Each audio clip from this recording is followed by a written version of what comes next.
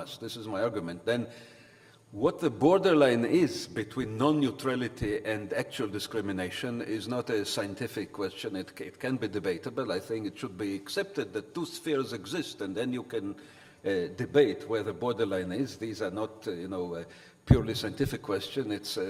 But I would say that imposing a Catholic prayer is obviously very blatantly beyond any conceivable pale, and you tell me whether there is any likelihood of that happening in Italy, but I hope not. I hope not.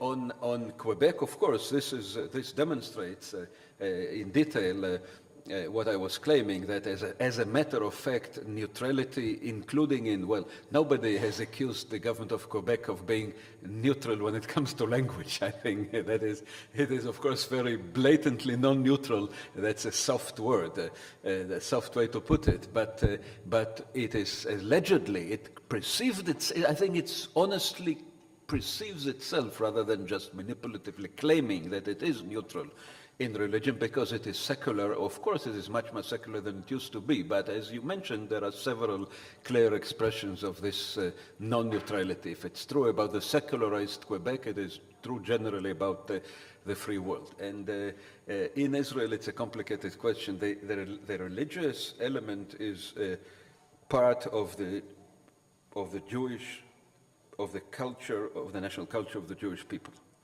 There is a difference between Christianity and Judaism, and in this sense between Christianity and Islam and Judaism. The Judaism and Islam come together when it comes to the legalistic aspect of the religion. But Islam and Christianity are together opposed to Judaism because Judaism is a religion of a people, of a particular people, whereas Christianity and Islam are both religions of peoples. Okay, and then when there is a connection, an inherent connection, now all traditional peoples were religious, so of course, therefore you can say the crucifix is an Italian national symbol, but of course it's not only Italian, everybody understands, and certainly the Catholic Church is not, Catholic Church is Catholic by definition, it's not only Italian. So there is a difference between this and a religion that is a religion of a particular people. The connection is stronger. To some extent, this is true about the Greece and the Greek Orthodox Church, not in the same sense, but to some extent, because there's something particularly Greek. And the Armenian Church has played a very important role in the history of Armenia. Probably if you come from Tibet, and Tibetan Buddhism is so essential to the people's identity that the Dalai Lama is a national leader. So this is, but even Buddhism, of course, is not only Tibetan. So there is really, Judaism really, in this sense, you have to understand that it is a peculiar case that creates particular dilemmas, but I think generally subject to the general rule that citizens should be free and equal regardless of anything else, of history, tradition, and emotional attachment to symbols. Citizens should have equal rights and their freedom should be respected. Basta. This is a basic modern principle that we cannot compromise on.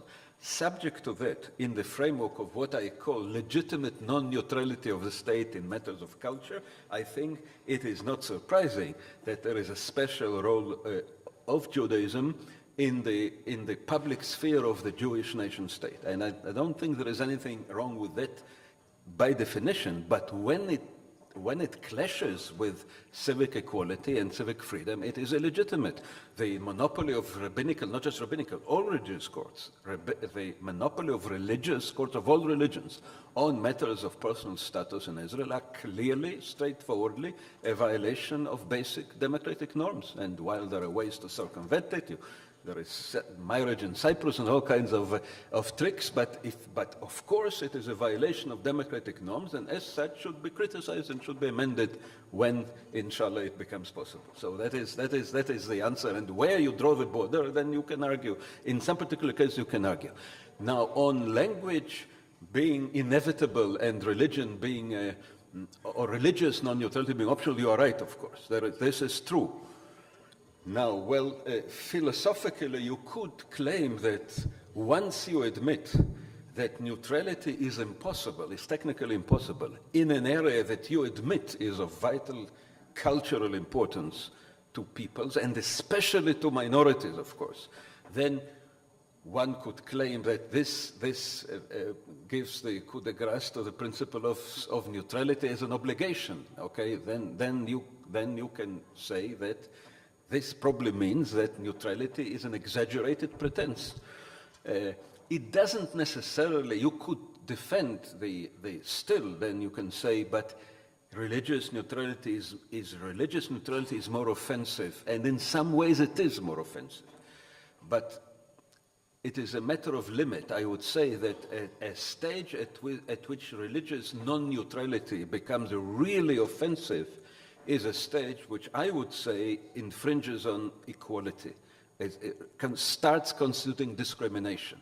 Or I would say brainwashing. Imagine that the state would say, I'm not forcing you to change your religion, but I'm forcing you to do what in this city was done to, if you go to the ghetto, there is a church outside the ghetto to which Jews had to come and to hear sermons on Christianity. They were not obliged to convert, but the papal state obliged them to hear the true message, and they were free to reject it. So, okay, well, at that stage you can say that this is not non-neutrality, this is discrimination, and this is offense against human dignity. I think this is, I would say that non-neutrality, I would accept that it is illegitimate, even if I cannot define it as discrimination at a point where it is an offense against human dignity. I will give you just one example. In the United States, there used to be, until very recently, flags of states which included elements that were taken from the Confederacy. Now, that was not a violation of anyone's rights. That did not make black citizen any less equal. Okay, but so you could say this is a symbol of the emotional, sentimental, historical attachment of the majority in South Carolina to this good old case of the Confederacy. I think this example of non-neutrality is illegitimate because, while not being strictly discriminatory, I would not try to broaden the definition of discrimination artificially to include it. Nobody has any right to dictate the content of the flag, but I think people should have a right not to live under a flag that symbolizes slavery of their people. Okay, that is a violation of human dignity. So I would draw a line at this point. Thank you very much.